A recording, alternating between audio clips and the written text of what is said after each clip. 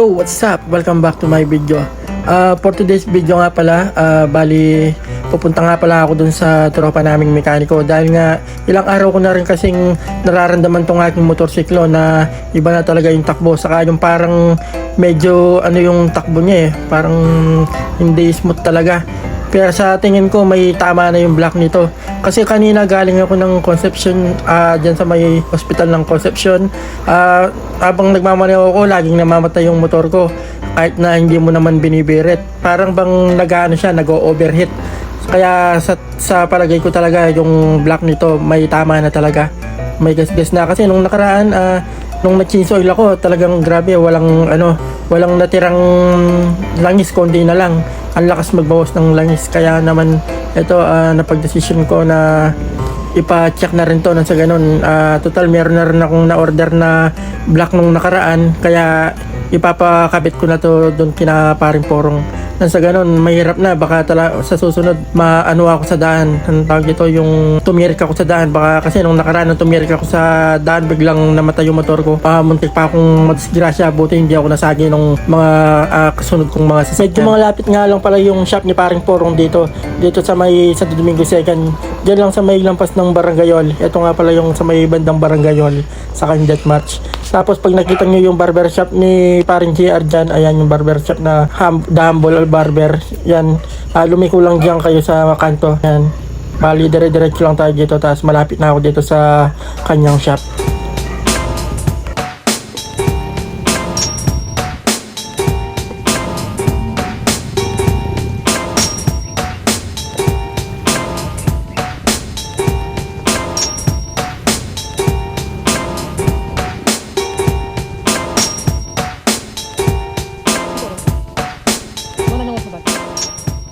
So andito na nga pala ako kina paring porong. Bali wala pa nga siya dito, kaya hinintay ko muna. Pumunta nga pala siya doon sa Kakacycle. Kumuha yata ng card ng mga anak niya. At dito nga yan, dumating na nga pala si paring porong dyan. Kaya agad na niyang pinabaklas sa kanyang kasamahan yung mga dapat baklasin dyan. Nang sa ganon, ma-access na nila yung pinaka engine ng aking motor. So dito nga, ayan nga yung kasama niya na tumutulong sa kanya para ayusin tong motorsiklo ko. Bali dito nga, binabaklas na nga yung head ng engine ko. Nang sa ganon, matanggal na nila yung yung block, yung standard block ko. Ayan. Dito ay natanggal na yung pinaka head cover ng aking makina. Ayan. Bali binabaklas na lang nila dito yung tornilyo nung pinaka head, na sa ganun mahugot nila yung head na yan, tapos tatanggalin na yung pinaka block ng aking makina ng aking motorsiklo.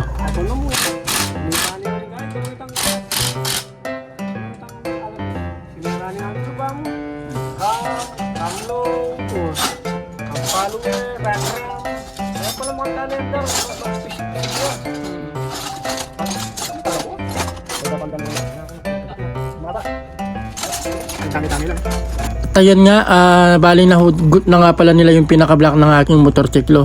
Ayan, dito pa lang nakita na namin na talagang may tama na talaga yung block ko. Kaya pala napakalakas kumain ng langis dahil dun sa kuwan na yun, dahil sa tamang yun.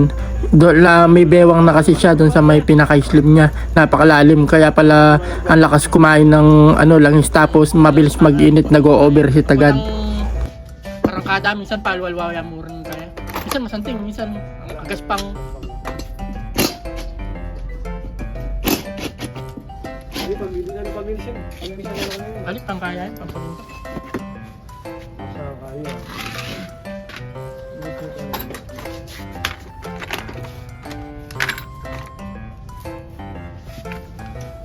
Bali dito naman, ayan, check ko nga pala yung connecting rod niya dito kung may tama na ba o yung sigunyal niya. Ayan, goods pa naman. Bali yung black lang talaga yung piston niya. Ayan, may tama. Kung mapapansin nyo dun sa gilid, ayun yung mga gas-gas, yung malalim na gas-gas. Tapos ayan, tingnan nyo yung black pa, makinis pa naman yung sa loob, kaya lang yung pinakabewang niya, ayan kung makikita nyo yung uka niya. Kung sasalatin nyo yan, malalim na yan. Diyan umaano yung langis. Kaya pag uminit na, lumalabas dyan yung yung oil ng aking engine. Kaya pag nagpapump na yan, ayan, kaya mabilis na nadire-diren yung aking langis dahil dyan nga tumatagas. lusot talaga sa may piston ring yan. Ayan, oh. Kung mapapansin nyo, ayan. Pero maganda yung kwan ng ano sana, ng pinaka black. Kaya lang tinamaan lang talaga dun sa may gilid. Ayan, oh. Yung may mga gasgas sa gilid ng piston niya. Ayan, kung mapapansin nyo dyan, yung pinaka piston ring niya, medyo pudpud na rin talaga. Sa katagalan, pag tumagal yan, tapos napabayaan talaga, kakayod na talaga yung pinaka piston dyan sa may black. Tapos hanggang sa mag-overheat na yan at didikit na yan sa black. Pero possible na baka kung medyo hindi pala rin o samain talaga yung makina, talagang pati yung connecting rod niya madadamay dyan. Kaya naman mas mainam ng agapan ko na ipapalit yung black nito. Total meron naman ako reservang black na na-order nung nakaraan. Kaya yan, pina-59 ko na rin sa kanya. Bali, CNC nga pala yung gamit ko dito na in-order kong black. Ayan, bali dito si paring Porong, bali magdadagdag nga siya ng gasket dyan. Kasi parang sa ganun, hindi tumukod. Mahirap na kasi baka tumukod yung pinaka niya, piston niya. Kaya nagdagdag siya dyan ng isang gasket.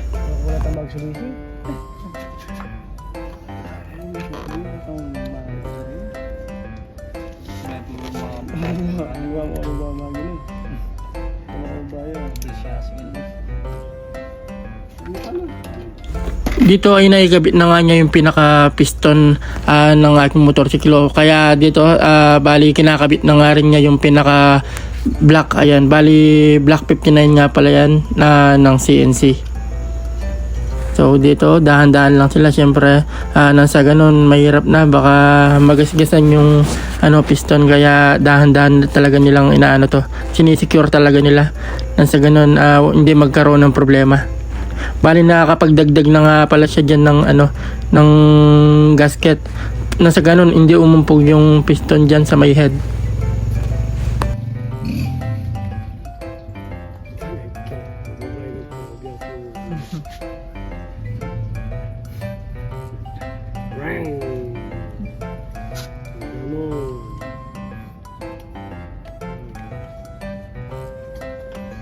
After nga palang magawa nito, syempre i-breakin muna natin to.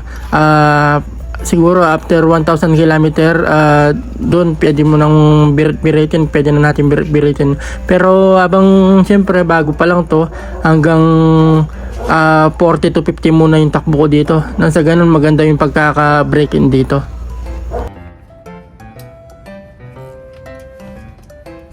At ayun na nga, all goods na nga lahat dito. Bali ilalagay na lang yung mga engine cover dito, and then papaandar ni paring Porong kung okay na ba yung takbo nito o yung under nito. Bali dito ayan yung kasama niya, yung kanyang apprentice, yung assistant niya. Bali dalawa sila kasi medyo pinapamadaling ko nga to dahil nga didiretso pa ako ng ospital after ko dito, dahil nga pupuntahan ko pa yung mama ko. So dito, pero syempre kahit na minabadali nila paring Porong, kailangan sinisigurado niya talagang pulido yung pagkakagawa dito.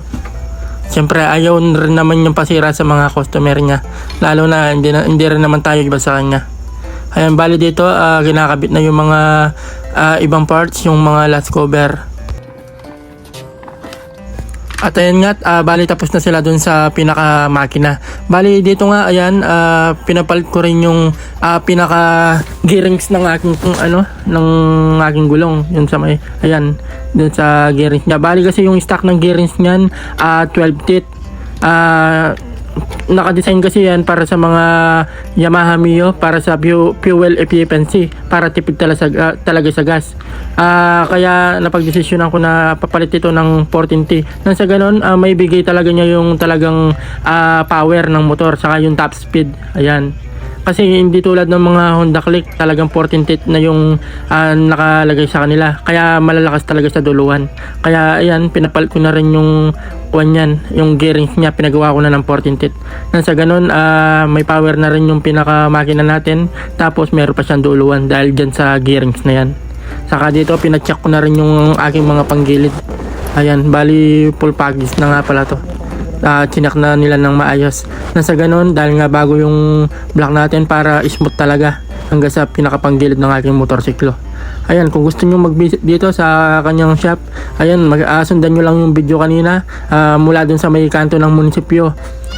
Tapos pag nakita nyo yung barbershop ni parang GR dun sa The Humble Barbers, ayan, madali na lang puntahan yung kanyang yung kanyang shop. Sa mga magpapagawa dyan ng mga motorsiklo, magpapaset, nasa inyo naman yan eh. Siya naman hindi naman talaga siya totally nagchat. Para sa kanya mas good pa rin daw yung stock, pero kung ano yung gusto ng customer na ipagawa, gagawin niya. Kaya yan, ako gusto ko rin naman na mag-bore up na rin, kaya sabi ko okay lang sa akin. So visit lang kayo sa kanya dito.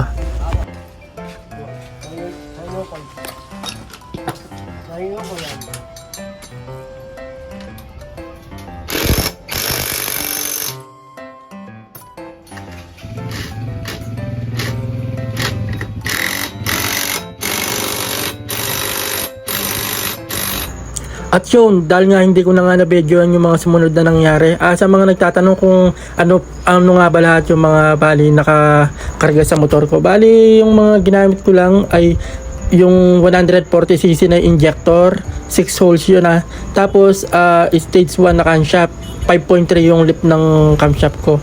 Tapos, yung Black 59 na CNC, saka yung gearings na 14T and 41T. Yung pinaka gearings na gamit ko para sa yun, bali high speed gearings para sa pangduluan talaga yun. Kung gusto mo ng top speed, yun yung sikreto doon. So bali sa susunod na video upload, siguro after ma-break in nito after 1,000 kilometers, doon natin susubukan yung top speed niya, saka yung talagang total performance nito, kung goods ba yung takbo niya, at i-test natin kung ilan nga ba yung magiging top speed nito. So, kung di ka pa naka-follow, please follow, like, and share. And then, abangan nyo sa ang ating susunod na video para makita natin kung ano nga ba yung performance ng mga kinarga kong to sa aking motorsiklo. So, hanggang dito na lang guys. Salamat sa panonood. Paalam!